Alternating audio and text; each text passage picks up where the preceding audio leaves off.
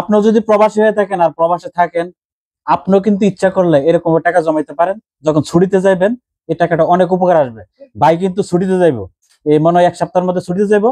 তো আপনিও টাকা জমান, কারণ টিকিট কাটতে আপনার অনেক বড় হেল্প করব। তারপরে বাড়িতে শোনা নেওয়ার জন্য খরচ আছে, তারপরে সামান যাবতীয় কেনার জন্য কিন্তু অনেক খরচ। ওই সময় কিন্তু সব প্রবাসীর টাকার একটা ক্রাইসিস থাকে। আর আপনি যদি এরকম ব্যাংকিং না টাকা জমা শুরু করেন, আপনার অনেক একটা উপকার আসবে। আর যারা এই ভিডিওটা দেখবেন, যদি ভালো লেগে থাকে ভিডিওটা শেয়ার করবেন, যাতে অন্য অন্য প্রবাসীদেরও উপকার আসে এবং তারাও এখান থেকে দেখে উৎসাহিত হইয়া টাকা জমাইতে পারে। এমন টাকা যখন জমাইবেন যে টাকা গনতে 10 জন লোকের 1 ঘন্টা সময় লাগে, আর এই টাকাতে কিছু করতে পারবেন। এখানে এটা 5 কেজির উপরে হোক, 1 হাতে আলগি দেওয়া না, 5 কেজি না আরে হ্যাঁ দেখো কি দিব 6.5 কেজি দিব, তাহলে 1 হাতে আলগি দাও কষ্ট হয়ে জায়গা। এমন টাকা জমাবেন যে টাকা আলগি দিতে 1 হাতে সম্ভব না। কই কেজি দিব চাচা? হ্যাঁ 7 কেজি। আচ্ছা 6.5 কিলো। আচ্ছা 1 হাতে আলগি দাও, 1 হাতে 1 হাতে 1 হাতে। ওরে ভাই আমি পারি না 1 হাতে। আচ্ছা কত লইব? এই সারা পর্যন্ত ব্যাংকে কিনছে 10 টাকা রে। আচ্ছা প্রথম 8 কিলো লইব। যে টাকা জমাইছে এই বছরে 2 বছর পরে পরে একবার ভাঙি আর কি। এর আগে ভাঙছিলাম। কয় বছর হইছে এটা? বছর হইলো হয়তো 1 বছর। 1 বছর বৈশিষ্ট্য কত হইতে পারে রে ভাই? আনুমানিক ধারণা 10,000 10,000 তারপর 8,000 8,000 3,500 3,500 5,000 রুপে 2,500 6,000 প্লাস। এটা আমার বাবির নিগা জো আইছে 4 থেকে 5,000 এর বেশি না। এটা আমার কইতে হবে না কত বুঝা তো আন্দাজ নাই। ও বাসতে আই রাজা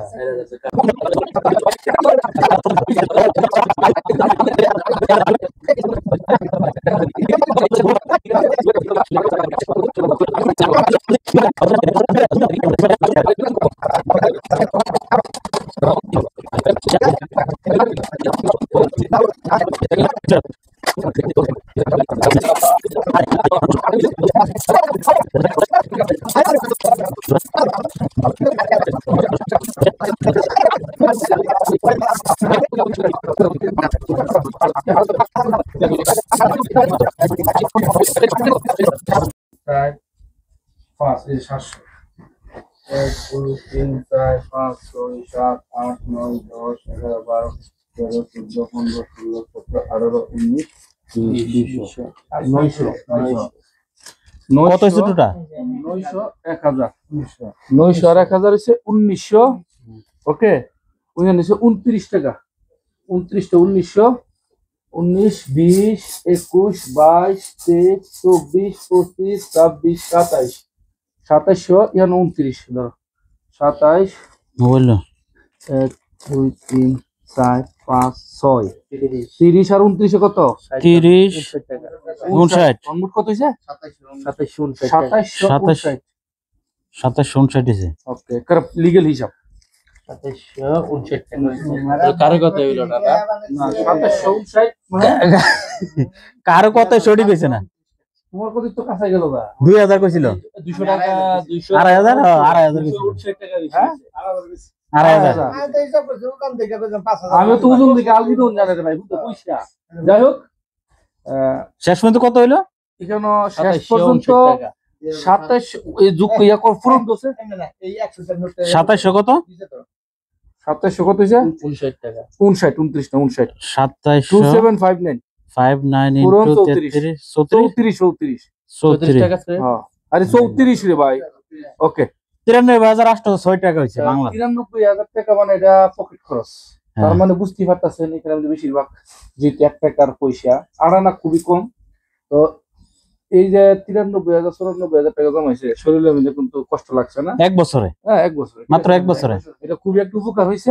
আপনারা যারা বিদেশে থাকেন বিয়ে করবেন, আমি কিন্তু গতকাল একটা ভিডিও দিছি, একটা আংটি আর একটা নাকফুল 37,000 টাকা নিছে। স্বর্ণের বাজারে যে দাম, তো এই টাকাটি জমাবেন।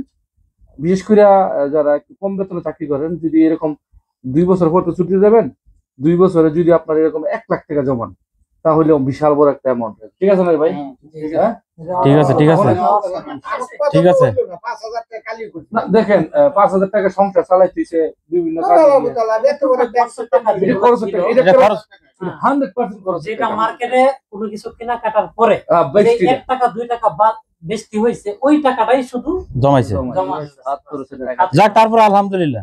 আলহামদুলিল্লাহ, যাই হ্যাঁ। হোক খুবই ভালো লাগছে। তো